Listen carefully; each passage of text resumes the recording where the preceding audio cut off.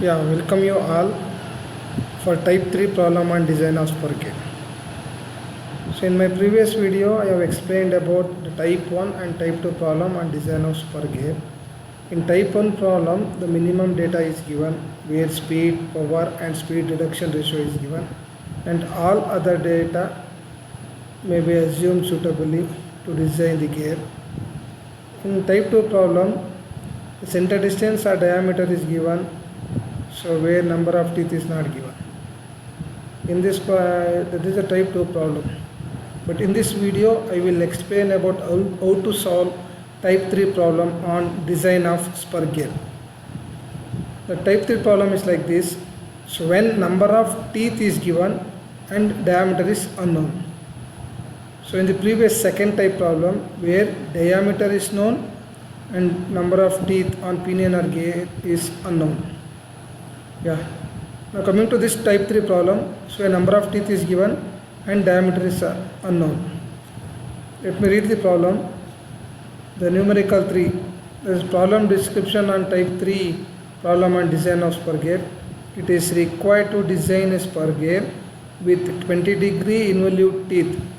20-degree involute tooth is given, the profile is given, consisting of 20 teeth pinion, Z1 is given 20 teeth, meshing with 50 teeth gear. Number of teeth on the gear is 50, Z2 is given, problem with profile 20 degree, the Z1 is given and Z2 is given. The number of teeth on the pinion and gear is known. The pinion shaft is connected to 22.5 kilowatt, power is given 1440 RPM, N1 is given, the electric motor. The starting torque of the motor can be taken as 150% of rated torque. That is, what is the torque we obtained from the equation? So that torque has to be multiplied with 150%. That is, starting torque is equal to 1.5 times of the rated torque. The material for the pinion is plain carbon steel FG400. That is, the material for the pinion is given FG400, that indicates 410 Newton per mm square. The yield stress of the pinion material is plain carbon steel, which is given as 410 Newton per mm square, while the gear is made of grey cast iron FG14, which indicates the sigma y for gear is 410 Newton per mm square.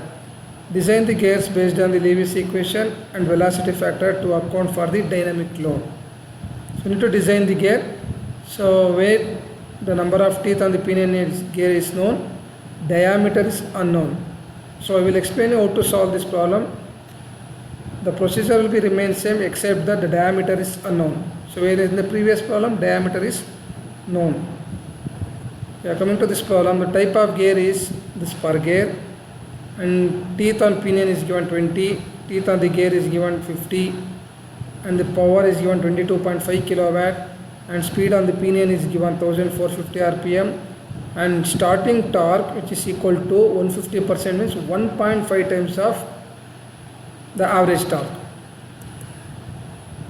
The material is given, the pinion material, which is plain carbon steel FG400, means the sigma yield is equal to 410. So where we need to take the design stress. To calculate the design stress, we need to assume the factor of safety. Let us take factor of safety as 1.5, so that sigma d will become 410 divided by factor of safety 1.5.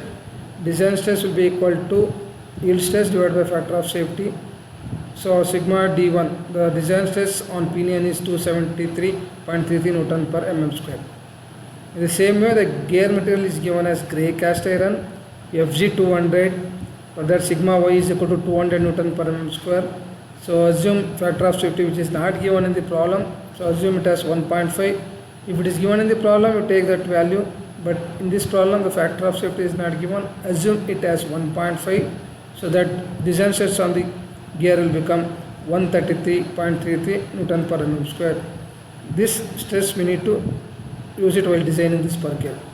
In many of the students during the examination, what they will do, they will consider the yield stress for the design of spur gear. If you take this yield stress, the module what you are getting is wrong.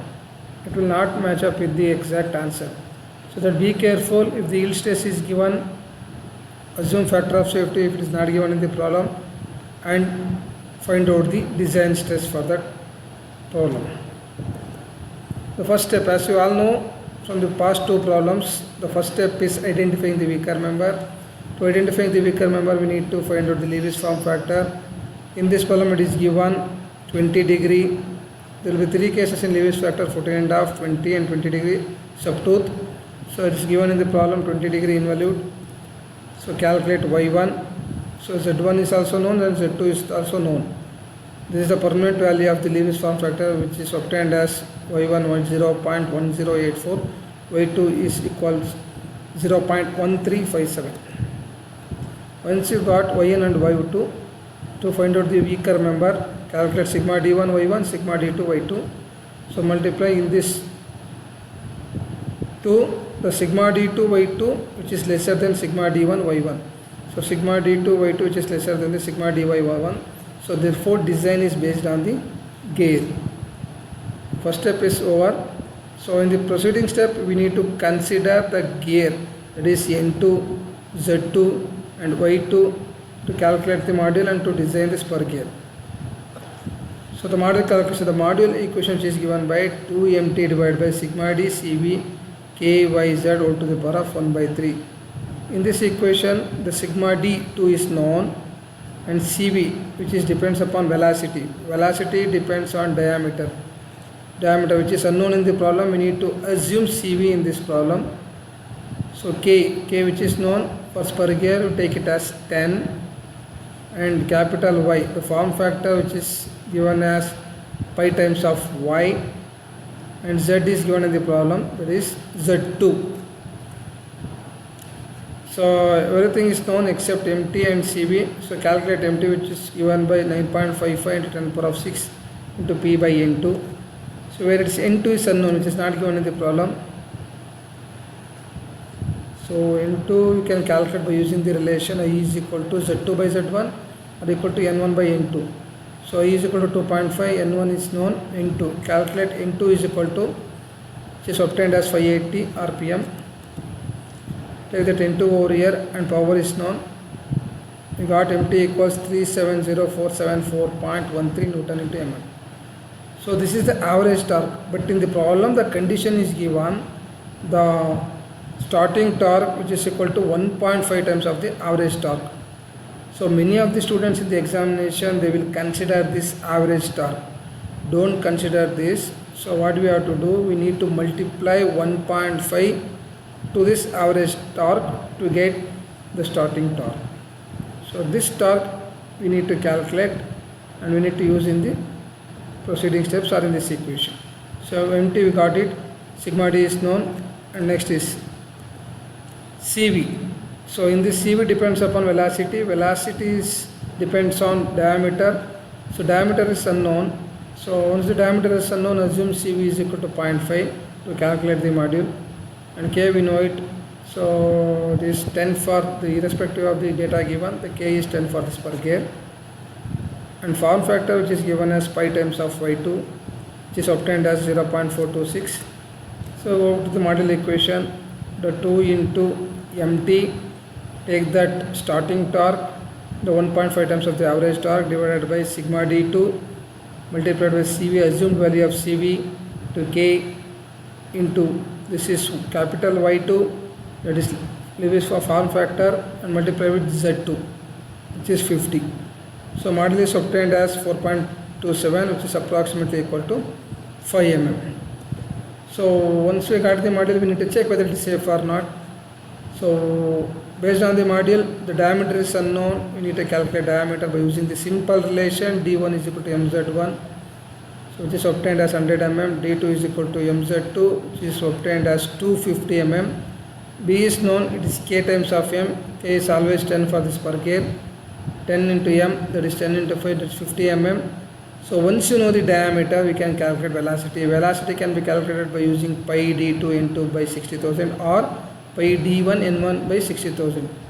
So V is obtained as 7.59 meter per second. Once velocity is known, we need to find out the corrected value of Cv. Since we assumed Cv as 0.5, we need to find out the corrected value of CV. To calculate CV, we need to refer the data handbook, wherein which the velocity is less than 8 meter per second. We already discussed about this. So when the velocity is less than 8 meter per second, use this equation. CV is equal to 3.05 divided by 3.05 plus V. So use this equation so that CV is obtained as 0.286. So once the CV is obtained, we need to check that whether the design is safe or not by calculating this. So Ft is given by Lewis equation, which is given by sigma d CV B y m. So here Ft is unknown. To calculate Ft, we know the simple relation. The torque is given by force into radial distance. The force is given by torque divided by radius. Radius means it is d2 by 2. Mt is known, d2 by 2, or it is simply r2 is known. Calculate F2, which is obtained as 4445.68 Newton. Once Ft is known, sigma d design is given by Ft divided by sigma CV B by m. Ft we calculated in the last step, it is Mt by r, and CV, the corrected value of CV, B is k times of m, the y is capital Y2, and m is the module 5 mm. So by substituting all these parameters, sigma d is obtained as 145.9 Newton per mm square, which is greater than the allowable stress, that is 133.33 Newton per mm square. So that design is not safe. And here you have to be very careful. I told you in the first step, that is the design set which is given as it is around 210, something like that. 210 is given. If you take that yield stress, so it will become less than 210. So design will become safe. So that you have to be very careful while designing the gears or designing any problem or designing any components. You need to go for allowable stresses. 210 divided by 1.5, which is around 133.33. So we need to take this allowable stress while designing the gears. So that which is greater than allowable stress, that is therefore design is not safe. So how to make it safe? By increasing the value of module. So next, look at this. This is very closer to 133. So that I can increase the module by 1 mm, it will become safe. So you need to use your common sense while increasing the module. So for example, if it is around 200 or 220 like that, even if you increase the module by 1 mm, the design will not become safe. So that you have to increase the module by 2 mm, that is 7 mm like that. And you have to check for design is safe or not. In this case, it is very closer to this. So that I will increase the module by 1 mm, that is 6. So once you got the module, recalculate diameter. D1 is equal to mz1, D2 is equal to mz2, B is equal to 10 times of m, and calculate velocity once again. Since the diameter change, calculate the velocity. In this case, velocity will become more than 8. They use the one more equations of CV, which is greater than 8 meter per second. So we got CV as 0.334. Again calculate Ft, which is depends upon diameter. Diameter got changed because it depends upon the module. D2 is equal to mz2. So calculate Ft once again. This is the new Ft value to check the design is safe or not. So again use this sigma d design by using the equation, Lewis equation. So we got sigma d design as 72.32 Newton per mm square, which is less than 133.33 Newton per mm square. So that design is safe. So when you take the module, m is equal to 6 mm. For example, if it is not safe, you have to increase the module and you have to calculate the parameters based on the modules, and again substitute in this equation sigma d design and find out this. When this is less than allowable stress, the design is safe. Next, step 3. So we already discussed in the previous two problems. Calculate all the parameters from the module, which is in terms of the module. So calculate all the dimensions, module, dedendum, to thickness, and so on. The fourth step is we need to calculate dynamic load. Dynamic load which is given by tangential tooth load or Lewis. By using Lewis equation, we already calculated the tangential tooth load plus Fy. Fy is given by K3 into V multiplied by C into B plus Ft divided by K3 into V plus square root of CV plus Ft. In this, K3 is known, which is 20.67 irrespective of the data given. It is 20.67 for spur gear, velocity, we need to take the velocity. So we need to take the velocity when the design is safe. That is for module m is equal to 6, the design is safe. When the module m is equal to 6, what is the velocity we got? That velocity we need to take. Because some of the students will take the velocity which was calculated for m is equal to 5. You have to be very careful while taking this velocity. We need to take velocity, diameter, all those parameters. So for m is equal to 6 mm. So velocity is known and b is known, 10 times of m, and ft we calculated by using Lewis equation. So except c value we know all the parameters. So we need to calculate the c, dynamic load factor. So that is for velocity v is given 9.11 meter per second. So I told you that in the previous problem the class 1, class 2, class 3, that is class 2 gear is given. We need to refer this table. So based on the module and based on the type of class, so we need to take the value of error. But in this problem that data is not given, so that what we need to do based on the velocity 9.11 means go to the velocity in 6, 8 and 10. So which is near to 10, we need to take velocity 10 meter per second, and for that error is equal to 0.0386 mm, right? So for velocity v is equal to 9.11 means which is nearly equal to 10 meter per second. For that velocity is equal to 10 meter per second, error is equal to 0.0386 mm.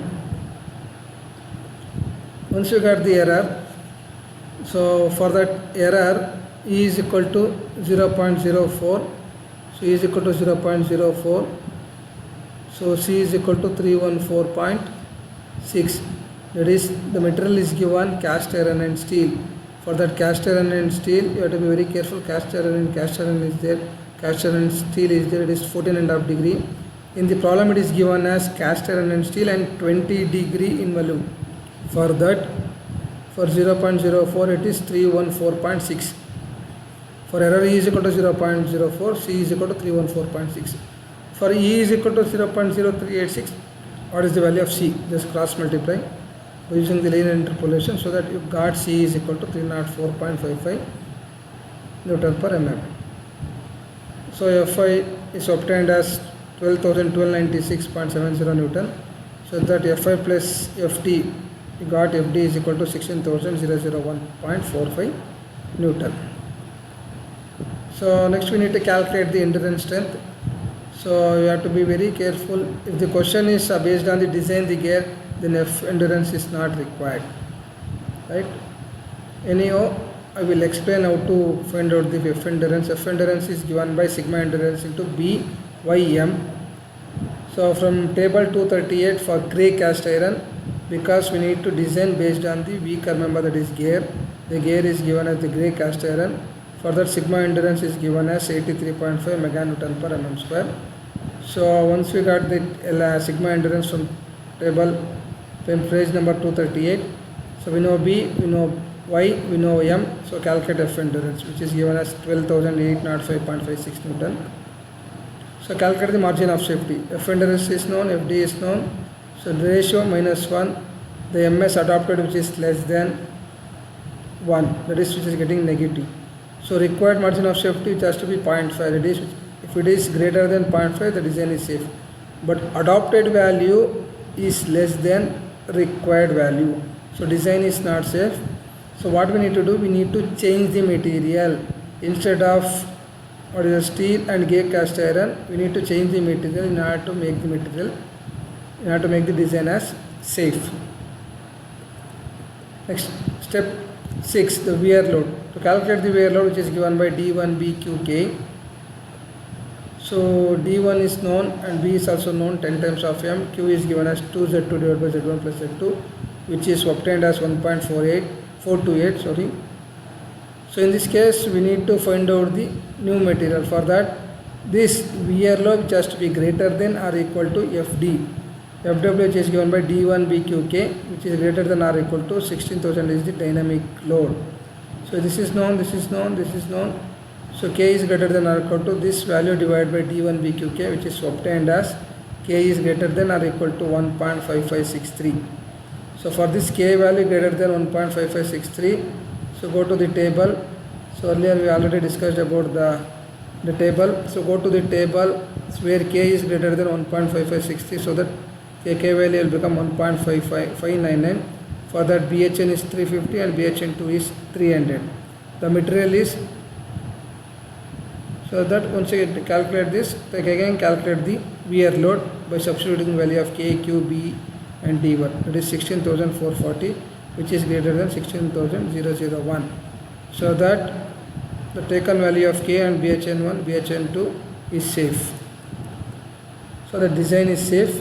So that based on this, corresponding to this in the table, we selected the steel as the pinion material and steel as the gear material. This completes the type 3 problem. Thank you.